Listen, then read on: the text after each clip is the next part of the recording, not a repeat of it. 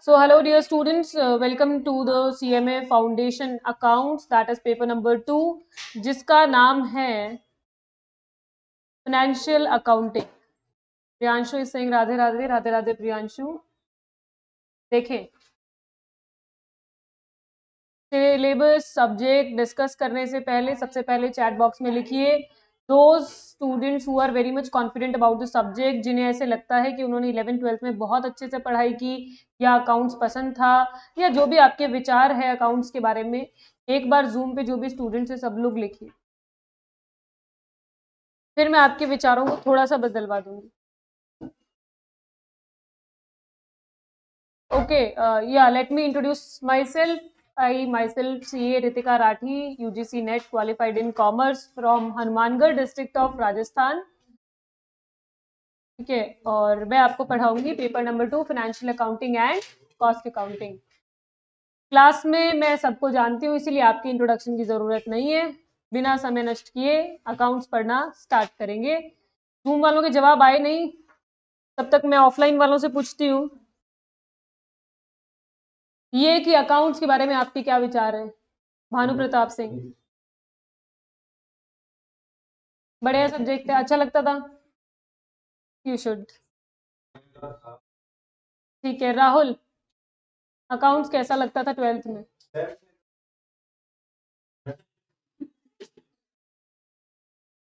Ayush, what are your thoughts about accounts? ठीक है, ज्यादा घबराए नहीं आप इससे. हर्ष, अच्छा लगता था. वंशिका, सही है. आप, ठीक था. तुम लोग सच नहीं बोल रहे, क्योंकि पता है मैं तुम्हारी जगह होती तो क्या बोलती. मेरे साथ क्या प्रॉब्लम थी अकाउंट्स में. My favourite subject is accountancy and my strong subject also. Oh commendable कथन. एंड सही लगता है, गौरव कह रहे हैं सही लगता है. देखो, मैं अपनी problems being a general student discuss करती हूँ तुम्हारे साथ. अब वो कुछ नहीं है, because I am now I am a chartered accountant. तो अकाउंट्स तो छोड़ो, अब तो सारा कुछ ही पार हो गया. खैर, तुम ये बताओ, ये प्रॉब्लम किस किसने फेस की है कि एक तो प्रॉब्लम आती थी कि जरूरत महसूस होती थी कि कोई कैलकुलेटर दे दे. 1 लाख का, 10 लाख, करोड़ों में जब बात आती थी तो फिगर्स तारे जमीन पर की तरह वो घूमने लग जाते थे. एक समस्या तो मेरे साथ ये थी. अब ऑनेस्टी से बोलो तो किस किस के साथ में ये प्रॉब्लम थी? ज्यादा नहीं थी. ठीक है, तुम लोगों की स्ट्रांग होगी मैथ्स, हमारे साथ तो थी ये प्रॉब्लम. प्रियांशु भी कह रहा है ये थी. दूसरी प्रॉब्लम मेरे साथ ये थी कि ये जो एग्जाम हॉल से बाहर निकल के लोग पूछते थे ना बैलेंस शीट का टोटल क्या था या मैच हुई, I was like please don't ask this. ये मेरे से मत पूछो. मतलब, क्योंकि 3 घंटे के स्ट्रेस के बाद हम बाहर आते हैं, हम चाहते हैं कि पेपर चेक ना हो ताकि हम अगला पेपर अच्छे से परफॉर्म कर पाए. और उस दौरान कोई ये पूछ ले कि बैलेंस शीट का टोटल क्या आया था, और गलती से सुनाई दे जाए कि अपना तो वो नहीं आया, अपने तो लगा कर आए, हम तो मिलाकर आए थे. अब उनका कैसे मिल गया ये समझ में नहीं आया. तो ये वाली जो 2 प्रॉब्लम्स है ना, इसका सॉल्यूशन तो सीएमए फाउंडेशन के डे 1 पे मैं आपको बता दूं हो चुका है. एज बिकॉज हमें यहाँ पे कैलकुलेटर अलाउड है. आज अपने उस फोबिया से, मेरी 12th हुई थी 2017 में, नियर अबाउट 10 इयर्स होने वाले. मैं बिना देखे कैलकुलेटर चला सकती हूँ. मुझे कैलकुलेटर चलाने के लिए देखने की जरूरत नहीं है, और स्पीड इतनी होगी कि तुम परेशान हो जाओगे कि आवाज कर रहा है, बंद करो. मान लो अपन साथ में बैठे कोई कैलकुलेशन करने, तो मेरा कैलकुलेटर इतनी आवाजें करेगा कि तुम लोग डिस्टर्ब हो जाओगे, डिस्ट्रैक्ट हो जाओगे कि चल क्या रहा है. जब मैंने सीए फाइनल के पेपर दिए थे तो वहां पे आधे से ज्यादा जनता को एग्जामिनर से कंप्लेंट थी कि ये लड़की ऐसे क्या कर रही है, इसको बोलो धीरे करे थोड़ा. वो होता है स्पीड मेंटेन करना. और दूसरी प्रॉब्लम, बैलेंस शीट मैच करने वाली प्रॉब्लम खत्म. क्यों? लवी कह रही है सिली मिस्टेक्स. मेरे से तो मिस्टेक ही होती थी कि मेरे को 10,000 1 लाख दिखता था वहां पे. बैलेंस शीट मैच नहीं करनी पड़ेगी. क्यों नहीं करनी पड़ेगी? Paper pattern is all objective MCQ. तो फिर मैम आपने नहीं बताया, फिर भी हम थोड़ा थोड़ा सा ढूंढ कर देख कर आए थे. उसमें देखा था कहीं फाइनल अकाउंट्स लिखा था चैप्टर, तो फाइनल अकाउंट्स लिखा था, फिर भी बैलेंस शीट मैच नहीं करनी पड़ेगी. बिल्कुल नहीं करनी पड़ेगी. क्या करना पड़ेगा? आपको हर चीज को पढ़ने का तरीका चेंज करना पड़ेगा. मैं कुछ चैप्टर्स बोलती हूँ, येस और नो बताना. आपने कभी इन चैप्टर्स के बारे में कहाँ सुना है क्या 11th या 12th में? वो बताना है. चैप्टर इज हमारी जो पेपर नंबर 2 है, जिसका नाम है fundamentals of financial and cost accounting. उसके अंदर अगर मैं फाइनेंशियल अकाउंटिंग की बात करूं तो वो 3 हिस्सों में बटा हुआ है, जिसके अंदर आपका पार्ट 1, पार्ट 2 और पार्ट 3 आपको दिखेंगे। मॉड्यूल 1, मॉड्यूल 2 और मॉड्यूल 3। जरा बताएं, मैं जो चैप्टर बोलूं कभी सुना है क्या? अकाउंटिंग कॉन्सेप्ट्स नहीं सुना? 11th कोविड वाले तो नहीं है कोई भी नहीं है ना? है? नहीं है। ठीक है, अकाउंटिंग कॉन्सेप्ट्स क्लास 11th में आता है, पर बहुत ऊपर ऊपर से बताया जाता है, उससे ज्यादा कुछ सिखाया नहीं जाता। दूसरे नंबर पे आपने सुना हो मे बी अकाउंटिंग इक्वेशन, सुना है? वो आएगा। फिर बिल्कुल सुना है, गौरव ने भी सुना है, जर्नल, लेजर, ये सब आपने सुने होंगे। सब्सिडियरी बुक्स, ट्रायल बैलेंस, बस यस यस लिखते रहो, बिल्कुल सही। जूम वाले जितना इंटरेक्ट करोगे उतना अच्छा समझ में आएगा। Trial balance. और अब आते थोड़े से हैवी, बीआरएस की फुल फॉर्म पता है क्या? Bank reconciliation statement, class 11th में था ये, यहां पर भी है। Next is rectification of error. फिर एक है डेप्रीसिएशन और एक है अकाउंटिंग फॉर पीबीडी। ये क्या कर दिया, पूरी की पूरी क्लास 11th को हमारे मॉड्यूल 1 में डाल दिया। इसका मतलब अकाउंट्स की क्लास लेने की तो जरूरत ही नहीं है। 11th में तो बहुत बढ़िया थी अकाउंट्स। अब आप समझिए वहां पे नंबर कैसे आते थे आपके। डेप्रीसिएशन में क्वेश्चन आप शुरू करते थे, बेशक शुरू अच्छे से करते थे, मिड में आके कहीं ना कहीं थोड़ा आंसर सही भी आता था और लास्ट में आके उसको गड़बड़ कर देते थे। और गड़बड़ करने के बाद ये सोचते थे कि 5 में से 3 नंबर तो मिल ही जाएंगे। पर यहाँ गड़बड़ करने से क्या होगा, 2 नंबर या तो जाते हैं या आते हैं। उसमें स्टेप वाइज मार्किंग का कोई ऑप्शन नहीं है।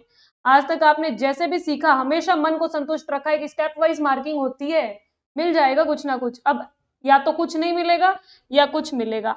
बीआरएस तो आरओई तो समझ ही नहीं आया था, काफी लोगों के साथ होता है, 11th में नहीं आता। अपना दिमाग भी उतना ही होता है 11th में। लेकिन अब क्या है, अब 2-3 साल आगे पहुंच गए तो दिमाग ने भी ग्रो किया। डेप्रीसिएशन बेकार नहीं है। आप एक बार जब सीएमए फाउंडेशन में पढ़ लोगे, या जून अटेम्प्ट वाले जितने भी लोग बैठे हैं, मुझे नहीं लगता डेप्रीसिएशन चैप्टर बेकार है। लगता है क्या? नहीं लगता। तो इन्हें भी नहीं लगेगा जो दिसंबर में देने वाले हैं। नेक्स्ट थिंग इज पार्ट 2 में कुछ हैवी कॉन्सेप्ट्स, ये मे बी आपने नहीं सुने हो। Have you ever heard about joint venture? No, इन लोगों का नहीं सुना हुआ। हो सकता है बिजनेस स्टडीज में कहीं सुन लिया हो, फॉर्म ऑफ ऑर्गेनाइजेशन, पर अकाउंटिंग तो बिल्कुल भी कभी नहीं आती है। बिल्कुल बिजनेस वाले लोग, बिजनेस में देखा हुआ है, बाकी अकाउंट्स पॉइंट ऑफ व्यू से नहीं सीखा है। Next is consignment. ये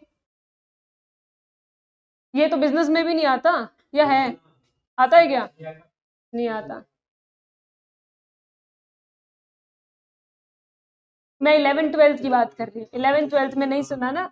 next is bills of exchange. ये सुना तो होता है लेकिन सुनने में अच्छा नहीं लगता है बस, है ना? अब आपको सब कुछ सुनने में अच्छा लगेगा। I am going to make sure कि जैसा सीएमए फाउंडेशन का नाम है, फाउंडेशन शब्द का मतलब पता है? नींव। और घर की नींव कैसी होनी चाहिए? मजबूत होनी चाहिए। तो सीएमए फाउंडेशन भले ही आसान हो, मैं डे 1 पे आप सबको कह सकती हूँ कि आप सब डेफिनेटली क्लियर हो, भले ही मेरे से रिटर्न सिग्नेचर करके ले लेना। सीए के साइन की वैल्यू प्रधानमंत्री के साइन से ज्यादा होती है, ठीक है? मैं वो करके देने को तैयार हूँ कि आप सब क्लियर है। ऐसा क्यों हो रहा है, ऐसा क्यों कहा जा रहा है? एज बिकॉज एक तो अपना हर बार का रिजल्ट 100% है, और वो कैसे है कि हमें पता है कि आपको कैसे सही दिशा देनी है। बट द प्रॉब्लम, ये वाली दिशा नहीं, सही दिशा मतलब सही मार्गदर्शन देना है। बट आप लोग क्या करते हैं, डे 1 पे मैं कह सकती हूँ कि हम जितना पढ़ेंगे उससे आप क्लियर हो जाएंगे, पर मुझे चाहिए मार्क्स, और बहुत ज्यादा मार्क्स। जब मैंने पहले बैच को पढ़ाया था तो हाईएस्ट स्कोर गया था 92 अकाउंट्स में, 100 में से 92, और अकाउंट्स में ही हाईएस्ट थे। उसके बाद अगले बैच में 94, अगले बैच में 96। अब बारी है इनकी। और ऐसा नहीं है कि जो लोग ये स्कोर ला रहे हैं वो पहले ही 90% वाले लोग थे, नहीं है। 70-80% वाले लोग ही होते हैं। आपको करना क्या है, पूरी जर्नी में बस ध्यान से सुनना है जो बताया जाए। मैं कभी होमवर्क नहीं देती, यहाँ पे जितने भी स्टूडेंट्स बैठे हैं उसमें कुछ जून वाले हैं जिनका ऑलमोस्ट सिलेबस पूरा होने वाला है, पूछ लो किसी दिन भी घर से कुछ काम दिया हो तो नहीं होता। जो हमने क्लास में पढ़ा है वो हम क्लास में ही रिवाइज करते हैं, अगले दिन फिर से क्लास में ही रिवाइज करते हैं। एंड आपका सिलेबस दिसंबर तक 2 बार होगा ही होगा। आप लोग बहुत जल्दी आ गए, बहुत बढ़िया है। I am not talking about other subjects. Accounts 2 bar complete हो जाएगी तब तक। आप लोगों के पास में एक कंपाइलेशन होगा 1000 MCQs का, जो कैसे आएगा, हफ्ते में कितने टेस्ट लगते हैं पता है? किसी ने बताया यहाँ पे हफ्ते में कितने टेस्ट होते हैं? जून वालों बोलना, कितने टेस्ट होते हैं हफ्ते में? 3 टेस्ट होते हैं। कब आता है वो टाइम टेबल? सैटरडे को आता है पूरे अगले वीक का। अगर हफ्ते में 3 टेस्ट होंगे तो अकाउंट्स को एक बार जगह मिलती है। तब तक आपके पास इतने टेस्ट पेपर इकट्ठे हो जाएंगे कि एक बंडल बन जाएगा। अगर आप उतना भी पढ़ लेते हैं तो मैं आपको बोलती हूँ 80 मार्क्स फिक्स। अब 90 तक कैसे जाएंगे वो आपको क्लास में रहना है अटेंटिव। हमारे एग्रीगेट बनाने में सबसे ज्यादा आपको यही सब्जेक्ट हेल्प करने वाला है। बाकी सब में आप चाहे 40-50 ले आना, मॉड्यूल पढ़ना है क्या? कुछ भी नहीं करना, बस डे 1 सरेंडर टू मी। देखो मैं भगवान नहीं हूँ जो मैं ये बोलूं, लेकिन इतना पता है कि अगर आपने कहे अनुसार जो चैप्टर मॉड्यूल से मार्क करवाऊं वो मॉड्यूल से, जो चैप्टर के नोट्स बनवाऊं वो नोट्स से, जिस चैप्टर के लिए स्कैनर पढ़ने को कहूं वो स्कैनर के लिए, और हाईलाइट करने को कहूं तो हाईलाइट। आप जब भी किसी नई जगह जाएं, नया कोर्स स्टार्ट करें, तो first of all believe in your tutor और टीचर, क्योंकि वो तभी बने जब उन्हें कुछ आता होगा। और अगर वो इतने अटेम्प्ट से पढ़ा रहे हैं तो उनके पास में वो ट्रिक होगी जो आप जगह जगह ढूंढ रहे हैं। तो क्या करना है? जो कहा जाए बस उतना ही करना है। आसान सा काम है। फाउंडेशन में ज्यादा परेशान हम करते नहीं है। 5 डेज वीक में पढ़ाते हैं आपको, सैटरडे संडे भी ऑफ देते हैं। तो जून वालों का अब उम्मीद नहीं करना, अब जून आ गया है। ठीक है, तो पार्ट 3 में होता है final accounts of profit organisation plus not for profit organisation. What about part 4? Cost. Part 4 है आपकी कॉस्ट अकाउंटिंग, जो आपको लगेगी बहुत इंटरेस्टिंग पढ़ने में, क्योंकि एकदम नई चीज होगी आपके लिए। और इस कॉस्ट अकाउंटिंग में आपको पढ़ना है मेरे साथ 15:15:15 के कॉन्सेप्ट को। क्या होता है 15:15:15? 15 डेज, 15 पेजेस की नोटबुक और 15 MCQs डन। इस तरीके से आपका स्टडी पैटर्न चलेगा। हम लोग कौन से पार्ट से स्टार्ट करने वाले हैं? पार्ट 1 से स्टार्ट करेंगे, ताकि आप थोड़ा लिंक कर पाएं जितना आपने अब तक पढ़ा है। बाकी मैं ये मानूंगी कि किसी को कुछ भी नहीं आता 11th-12th में। हम लोग CMA फाउंडेशन इस हिसाब से ही पढ़ाते हैं कि आप चाहे कितना भी अच्छा पढ़ के आए हो, हम ये मानते कुछ नहीं आता। ठीक है, शुरू करते हैं। आपका पार्ट 1 मॉड्यूल है सबके पास? निकाल लीजिए। जिनके पास नहीं है वो स्क्रीन पे देखेंगे।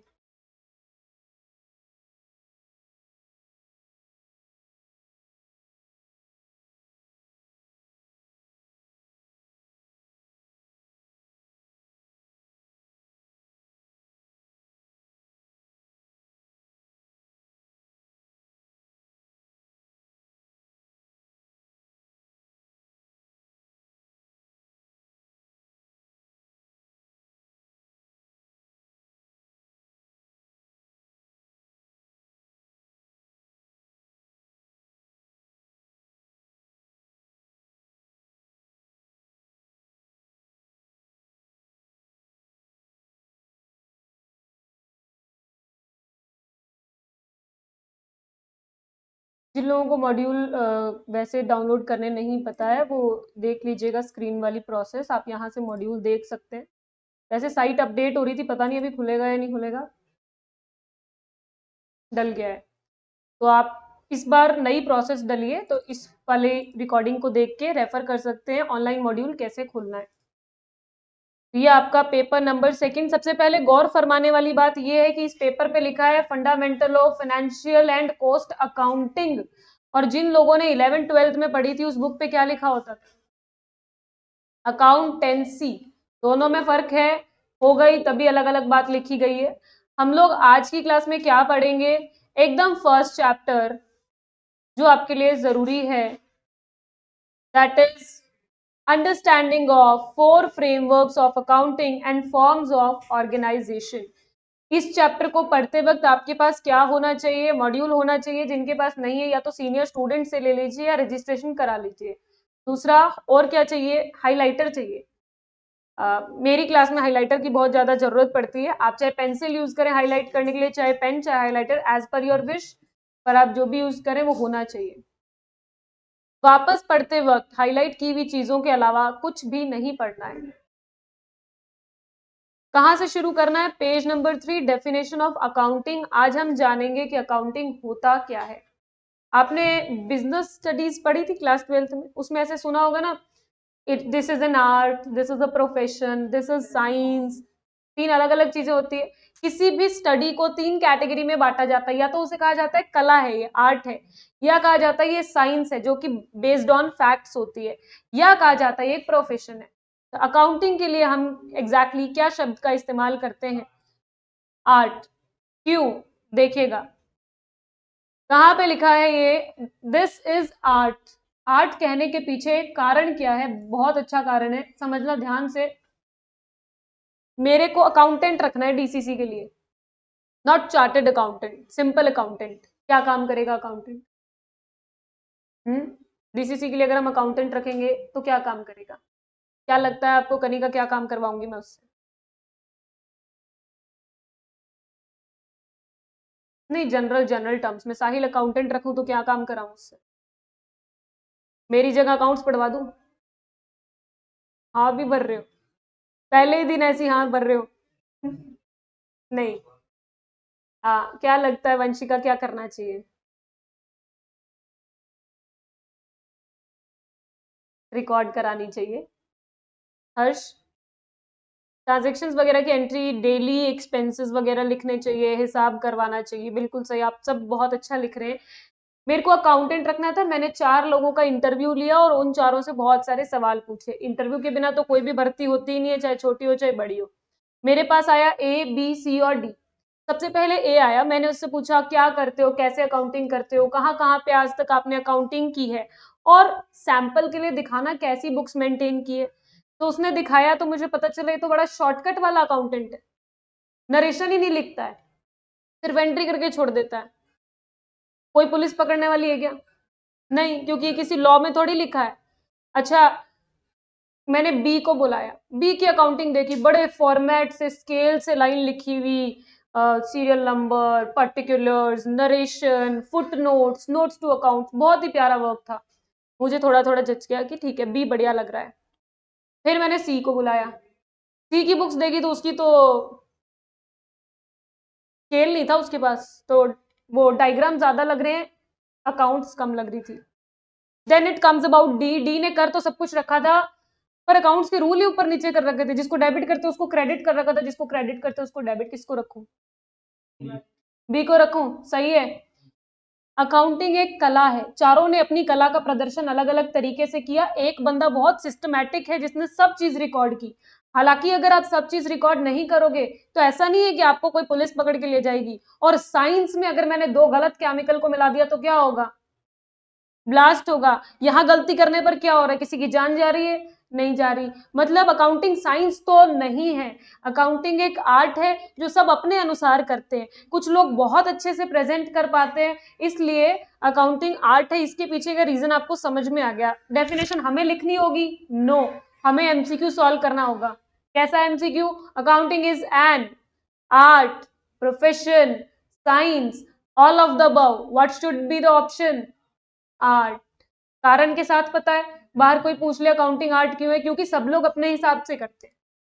ठीक है, फिर अकाउंटिंग में करते क्या क्या है? अब देखिएगा अकाउंटिंग में क्या क्या किया जाता है। सबसे पहला काम होता है रिकॉर्ड करना चीजों को। रिकॉर्डिंग किस बुक में की जाती है पता है आपको? जर्नल, पहली किताब जिसमें हम एंट्री लिखते हैं। तो accounting is the art of recording. अच्छा, जर्नल के बाद लिखा हुआ सामान कहाँ जाता है? लेजर में जाता है। लेजर में जाने का मतलब है क्लासिफाइंग। लेजर से बनती है एक समरी, एक सूची, उसको क्या बोलते हैं? ट्रायल बैलेंस, मतलब कि समराइजिंग। इतनी डेफिनेशन याद हो गई? छुपा दो इसको, बोलकर बताओगे एक साथ? इतने अच्छे से बोलना है कि पड़ोसी आके बोले धीरे बोलवाओ students. Accounting is an of recording, classifying, summarising. पड़ोसी आएगा जरूर, पर सिर्फ इसी को उठा के लेके जाएगा। ठीक है, accounting is an art of, Anmol तुम्हारी एनर्जी मैच नहीं हो सकती यहाँ पे, थोड़ा आराम से। फिर एक और मजे की बात, अकाउंट्स की बुक में सब लिख देते हैं क्या? बिजनेसमैन का दिल दुखा हुआ है वो भी लिख दो, लॉस हो रहा है 1,000 रुपए का, बिजनेसमैन की नींद पूरी नहीं हुई, आज उसके कारण 10,000 की सेल नहीं हुई, वो भी लिख दो। ये सब नहीं लिखा जाता।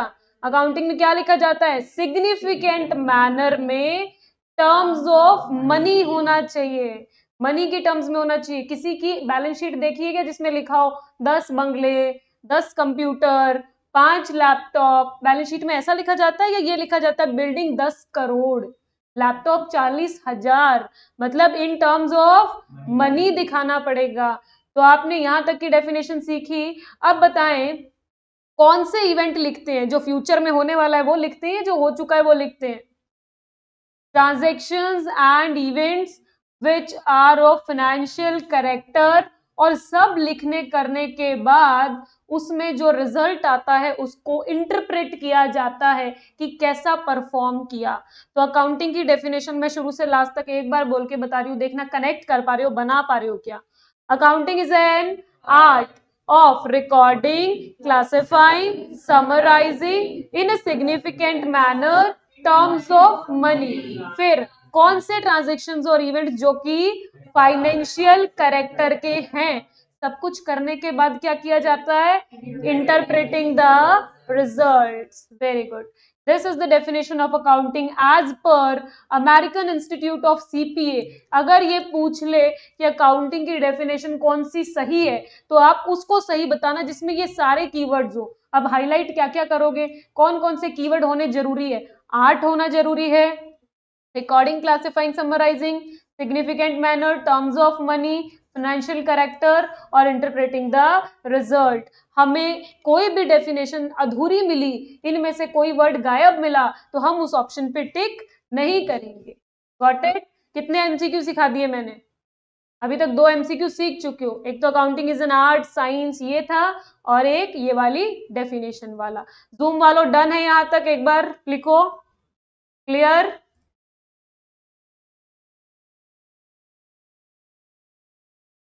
Yes, very good, perfect. Next is, क्या ऑब्जेक्टिव है? अकाउंटिंग क्यों करते हैं? बिजनेस चल रहा है, चलते रहने देते हैं, हिसाब किताब करने की क्या जरूरत है? तो आपको नहीं लगता कि जब कोई बिजनेस करता है तो किस लिए करता है? धंधा किस लिए किया जाता है? प्रॉफिट के लिए। तो अगर आप लिखोगे ही नहीं तो आपको कैसे पता लगेगा कितना प्रॉफिट हुआ? ये तो बिजनेस और प्रॉफिट की बात है। हम जब छोटे थे तो हमारे पेरेंट्स तो हमारी हाइट भी नाप के रखते थे कि बढ़ रही है या नहीं बढ़ रही। हर एक चीज मेजर करी जाती है जिससे पता चले कि एग्जैक्टली परफॉर्मेंस कैसी आ रही है। तो आपका ऑब्जेक्टिव यानी उद्देश्य क्या है अकाउंट्स पढ़ने के पीछे, अकाउंटिंग करने के पीछे? तो पहला उद्देश्य होता है providing information to the user. जो भी लोग अकाउंटिंग की इंफॉर्मेशन को यूज करते हैं उनको इंफॉर्मेशन देना is the first objective for rational decision making.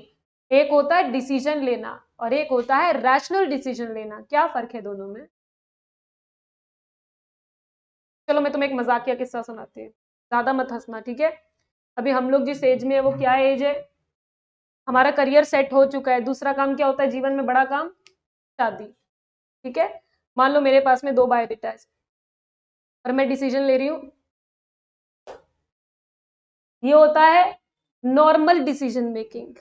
और एक, दोनों को अच्छे से इवैल्यूएट किया, अपनी रिक्वायरमेंट्स देखी, दोनों को चेक किया और फिर डिसीजन लिया, that would be rational decision making. Hindi में कहते हैं विवेकी बुद्धि का इस्तेमाल करके अगर आप डिसीजन लेते हो, that is rational decision making. तो अकाउंटिंग की इंफॉर्मेशन किसके काम आएगी? जो ध्यान से डिसीजन ले रहा है। अगर कोई भावनाओं में बह के डिसीजन लेता है तो उसके तो इंफॉर्मेशन क्या ही काम की। अब ये यूजर कौन होते हैं? किस किस को हमारे अकाउंटिंग की ये इंफॉर्मेशन चाहिए होगी? आप लोग लोन लेने गए, लोन कौन देता है? बैंक। बैंक के पास गए लोन लेने, किसी ने भी रिश्तेदार नहीं बोला, क्योंकि आज के टाइम पे रिश्तेदार लोन नहीं देता है। तो आप बैंक के पास लोन लेने गए, बैंक ने देखा हाँ ठीक है दिख रहा है, ब्रांडेड कपड़े पहने, लौटा देगा, दे दे, ऐसा नहीं। ऐसा होता तो वो सिर्फ डिसीजन मेकिंग होता। बैंक क्या करता है? Rational decision making. क्या मांगेगा आपसे? लाओ अपनी किताबें दिखाओ, तुम्हारे पास क्या है, P&L दिखाओ, बैलेंस शीट दिखाओ, कितना कमा रहे हो, उस हिसाब से हमारा लोन लौटा भी पाओगे या नहीं लौटा पाओगे।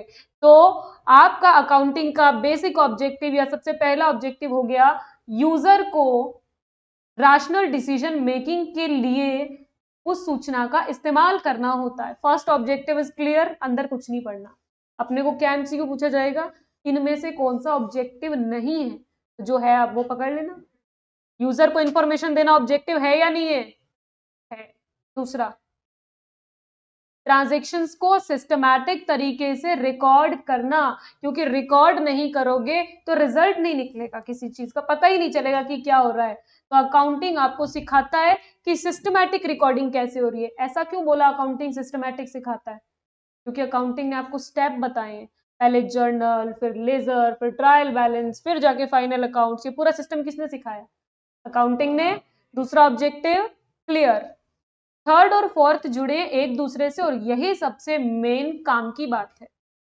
यहां पे MCQ छुपा हुआ है, कहां पे? एक तो यहां है MCQ और एक है यहां। किस किस के घर में बिजनेस है? वेरी गुड लवी, यूजर्स के नाम आपने बिल्कुल सही लिखे। घर का बिजनेस तनिका, और अरे मैं तुमसे बिजनेस का प्रॉफिट थोड़ी पूछ रही हूँ, घबराओ मत। अनमोल, ठीक है, पलक, मोदी जी, और बाकी सबके घर में जॉब है। हमारे भी जॉब है यार, ज्यादा तो मुझे बिजनेस का नहीं पता, पर फिर भी इतना पता है कि बिजनेसमैन को दो बातों में इंटरेस्ट होता है। एक तो ये पता लगाना कि इस साल वो पास हुआ या फेल। बिजनेसमैन पास होगा, कैसे पास होगा? जब उसे इस साल प्रॉफिट होगा, और फेल होगा जब उसे लॉस होगा। जैसे आपका रिजल्ट होता है पास और फेल, वैसे बिजनेस का रिजल्ट होता है प्रॉफिट और लॉस। तो ascertainment of result of above transaction के लिए अकाउंटिंग जरूरी है। तो ये रिजल्ट कौन सा अकाउंट देता है? ये रिजल्ट देता है P&L अकाउंट। MCQ क्या पूछा जाएगा? Which of the following account help in determining results of the business? Result कौन सा अकाउंट बताएगा? P&L account. पूरा नाम? Profit and loss account. अच्छा, दूसरी चीज, बिजनेसमैन को दूसरी जरूरी चीज जानने में दिलचस्पी होती है कि उसके अल्ले और पल्ले में क्या है। That's it. उसकी पोजीशन क्या है, कितनी एसेट्स है और कितनी लाइबिलिटीज है, वो पोजीशन कौन बताता है? Balance sheet. कहाँ लिखा है बैलेंस शीट? ढूंढो इस पैराग्राफ में, ये रहा। तो ये MCQ संभाल लेंगे। इतना जितना पढ़ाया उसमें से MCQ पूछना। मैं ऐसे ही पूछती रहती हूँ, बहुत ज्यादा MCQ प्रैक्टिस होगी तो मैं वो पूछती हूँ। लवी, लवी को बहुत अच्छे से कनेक्ट हुआ होगा ये सब। अब अपन MCQ का आंसर लिखेंगे। जूम वालों अपने कीपैड, कीबोर्ड, जिससे भी तुम पढ़ रहे हो उस पर हाथ रखो और फटाफट से तुम्हें देना है answer. The first MCQ question is, Which of the following is not an objective of accounting? इनमें से कौन सा अकाउंटिंग का ऑब्जेक्टिव या उद्देश्य नहीं है? ठीक है, ऑप्शन बता दूं, क्वेश्चन समझ आ गया क्या है? ओके, जिस ऑप्शन में तुम्हें लगे उसी ऑप्शन में मुझे रोक देना कि यही होगा। First option is to provide information to user. Second option is to provide product wise details. Third option is to provide, नहीं देने दे रहे तीसरा ऑप्शन ही, इन्होंने भी रोक दिया, इतनी जल्दी रोक दिया, क्या बात है, वेरी गुड। फाइनेंशियल अकाउंटिंग की किताबें प्रोडक्ट वाइज कुछ भी नहीं बताती, पूरे बिजनेस का फाइनेंशियल पोजीशन और पूरे बिजनेस का प्रॉफिट और लॉस पता लगता है। तो ऐसा MCQ आएगा, संभाल लिया आपने। दूसरा MCQ,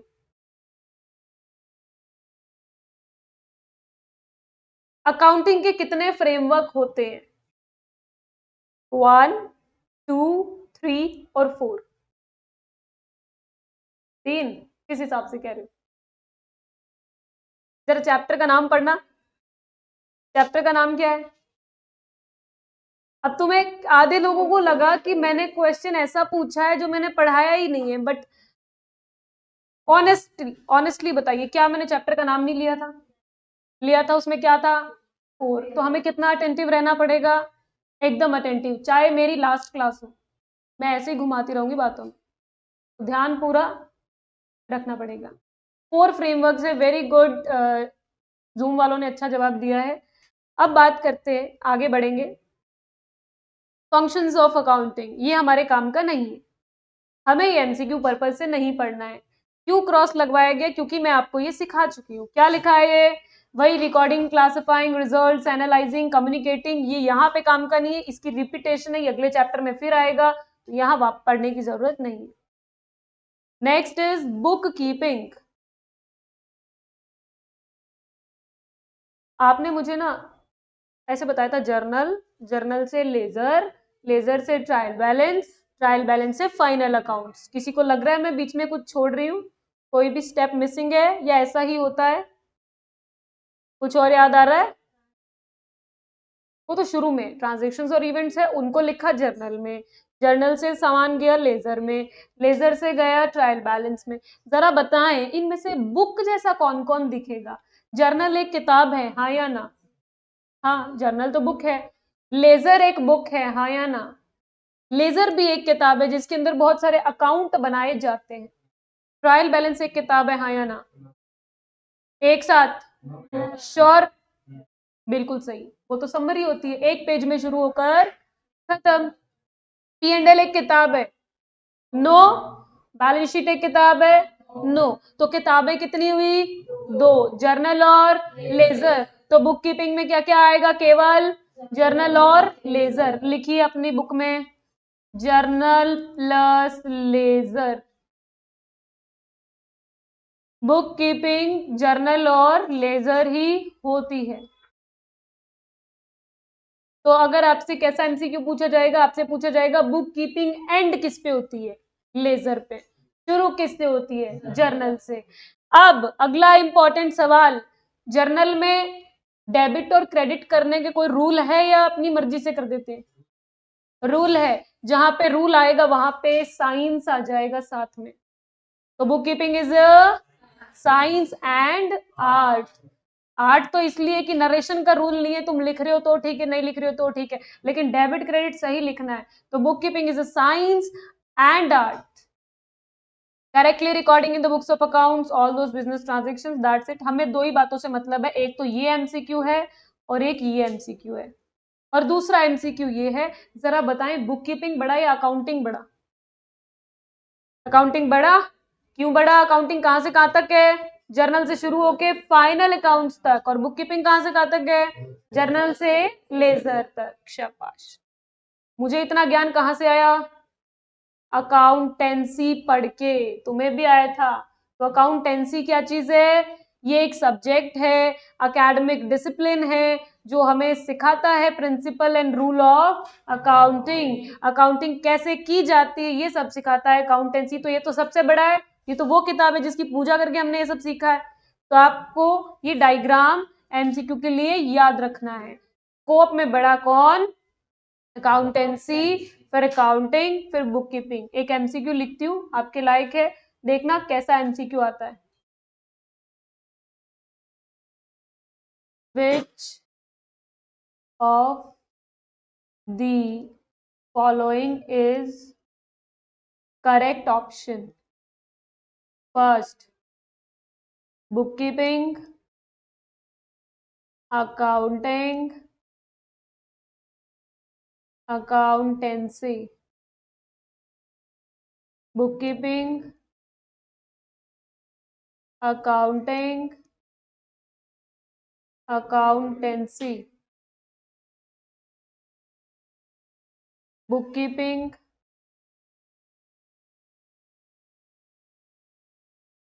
accountancy, accounting, bookkeeping. Fourth is none of the above. Sure, everyone? कुछ लोग सेकंड बोल रहे हैं, कुछ लोग नन ऑफ द अबव बोल रहे हैं। जूम वाले क्या बोल रहे हैं? अच्छा, ये कोई कंफ्यूजन है क्या किसी को कि ये इसका क्या मतलब होता है? दिस इज लेस देन और ग्रेटर देन। इसको याद रखने का सबसे आसान तरीका है, जिस साइड इसका मुंह खुला हो वो साइड बड़ी होती है। तो फर्स्ट केस में तो ये क्या कह रहा है, फर्स्ट केस में कह रहा है बुक कीपिंग बड़ा अकाउंटिंग से, तो ये तो गलत हो गया, first case is wrong. Second में कहता है बुक कीपिंग छोटा है अकाउंटिंग से और अकाउंटिंग छोटा है अकाउंटेंसी से, बिल्कुल सही, यही सही है, आगे पढ़ने की जरूरत भी नहीं। जूम पे सबका जवाब एकदम सही था, वेरी गुड। कोई doubt? Now it's time to do the next part, that is, इस चैप्टर में 2 हिस्से थे। पहला हिस्सा आपने सीखा, अपने सब्जेक्ट के बारे में जाना, क्यों पढ़ रहे हैं सब्जेक्ट, इसके पीछे ऑब्जेक्टिव क्या है, उद्देश्य क्या है, ये भी जाना। अब अपने को सीखने हैं जो चैप्टर का दूसरा नाम था 4 frameworks of accounting. Before teaching you frameworks, tell me the meaning of frame. Frame का क्या मतलब होता है? बाउंड्री, कोई स्ट्रक्चर जिसने किसी चीज को होल्ड कर रखा हो, ढांचा बोल दूं हिंदी में। जैसे चश्मे का फ्रेम होता है तो वो लेंस होल्ड करता है, फोटो का फ्रेम होगा तो वो फोटो होल्ड करेगा। तो अकाउंट्स का फ्रेमवर्क वो होगा, वो ढांचा जिसमें अकाउंटिंग करना बताया जाएगा कि आपको अकाउंटिंग किसके अनुसार करनी है। तो कितने फ्रेमवर्क है, पहला काम हम वो याद करेंगे। देखिए, एक तो आप मार्क कीजिए फ्रेमवर्क क्या है, ये एक बार पूछा भी गया है एमसीक्यू, जून 2024 के पेपर में आया था। A structure that forms a support for something, और अकाउंटिंग फ्रेमवर्क मतलब common set of rule and guidelines जिसका इस्तेमाल किया जाता है measure, recognise, present and disclose the information. मतलब ऐसी चीज जो हमें गाइडलाइंस देता हो, रूल बताता हो कि कैसे सब कुछ करना है, that is known as framework. Question ऐसे आया था, ये पूछ लिया गया था और बोला गया option A accounting, option B framework, option C concepts, option D any of the above. चश्मा लगेगा हर्ष, मैं हर क्लास में 2 बच्चों को चश्मा लगवा देती हूँ। अभी इंटर में क्या कह रही हूँ, एक ऐसे ऐसे देख रहा था। ठीक है, संभाल लेंगे, डेफिनेशन याद रहेगी। कितने फ्रेमवर्क है? 4। 4 के नाम क्या है? पहला काम सिर्फ नाम याद करना, अंदर का बाद में। कॉन्सेप्चुअल, बोलो conceptual, legal, institutional, regulatory. Repeat करोगे? छुपा दो। Conceptual, legal, institutional, regulatory. अब मैं नहीं बोलूंगी, आप लोग बोलेंगे, बोलिए। Which of the following is not a framework? MCQ आएगा, तो इन 4 में से जो भी अलग सा नाम दिखे उस पे टिक कर देंगे। नेक्स्ट इज, हमें इन सब फ्रेमवर्क्स को एक एक करके समझना है कि इनका मतलब क्या होता है। जूम वालों को क्या करना होता है, अगर आपको एकदम ऐसी फील लेनी है कि आप ऑफलाइन वाले बच्चों के जैसे पढ़ रहे हो, तो जब मैं इनको बोलने को कहूँ तो आप भी बोलो रूम में, कोई नहीं आपको तंग नहीं करेगा, कोई भी, आपके पेरेंट्स खुश होंगे कि अच्छे से पढ़ रहे हो आप। ठीक है, कंसेप्चुअल में क्या होता है? जब आप अकाउंटिंग कर रहे हैं किसके अनुसार? अकाउंट्स के कॉन्सेप्ट्स के अनुसार, तब होता है कंसेप्चुअल फ्रेमवर्क। मतलब कि अगर आप अकाउंटिंग कॉन्सेप्ट्स को ध्यान में रखते हुए करेंगे तो होगा कॉन्सेप्चुअल फ्रेमवर्क।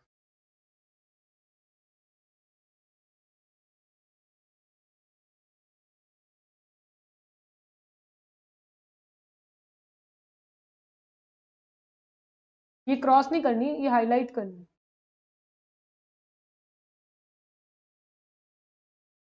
वो कॉन्सेप्ट्स जो हमें गाइड करते हैं ट्रांजैक्शंस को सिलेक्ट करने में और उन्हें अकाउंटिंग करने में। क्या सारी ट्रांजैक्शंस अकाउंट की जाती है? यस और नो।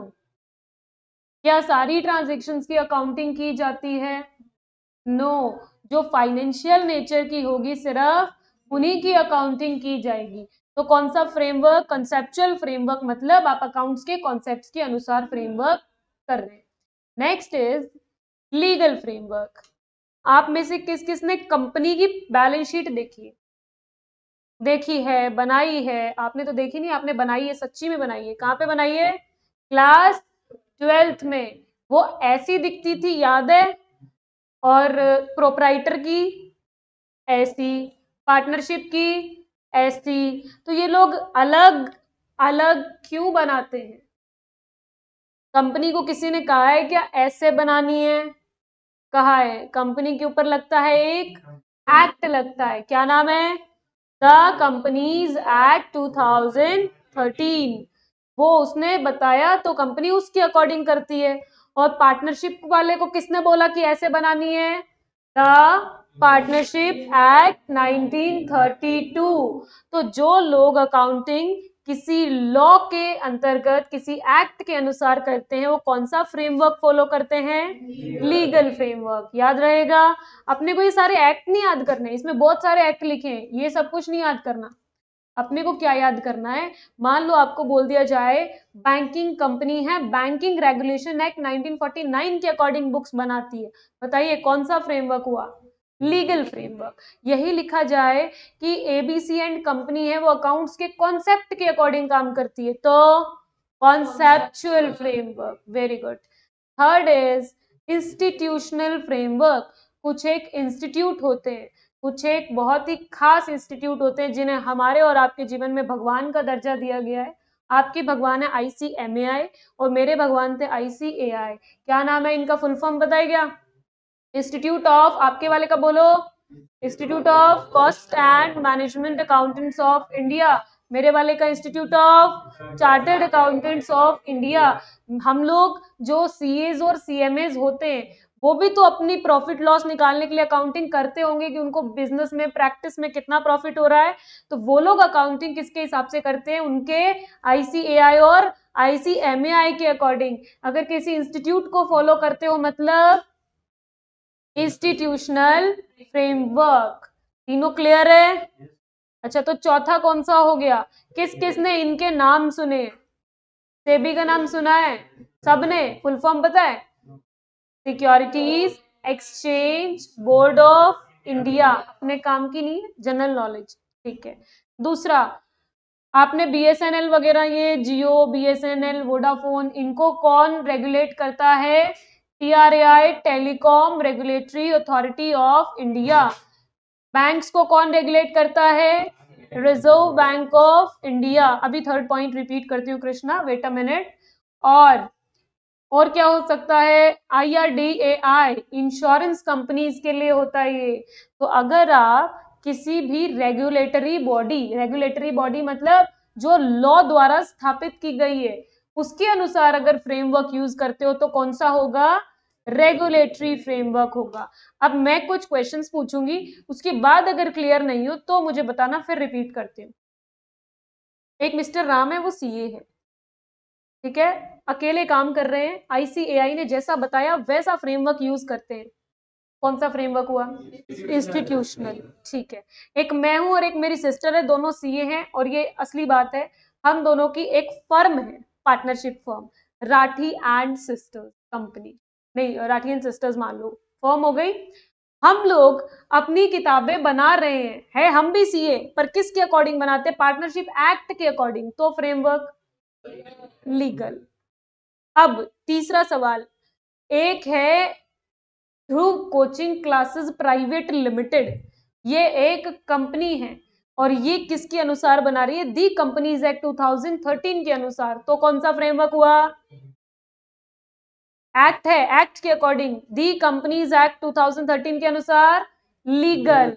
अब एक कंपनी है रिलायंस इंडिया लिमिटेड, वो है लिस्टेड कंपनी जो कि सेबी के अनुसार अपनी किताबें बनाती है, तो रेगुलेटरी।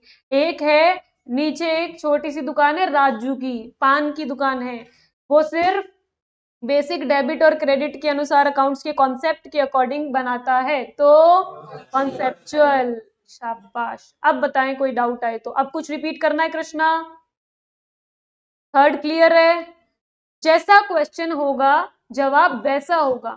ऐसा जरूरी नहीं कि CA ICAI, अगर CA पार्टनरशिप में काम करके पार्टनरशिप एक्ट की बात मानेगा तो हम लीगल बोलेंगे, अगर वो ICAI की बात मानेगा तो हम उसको इंस्टीट्यूशनल बोलेंगे। All clear? Last 6 minutes, I'm going to complete this unit without wasting your time. आगे बहुत अच्छा है पढ़ने के लिए। इसको मार्क कर लीजिए एमसीक्यू के लिए।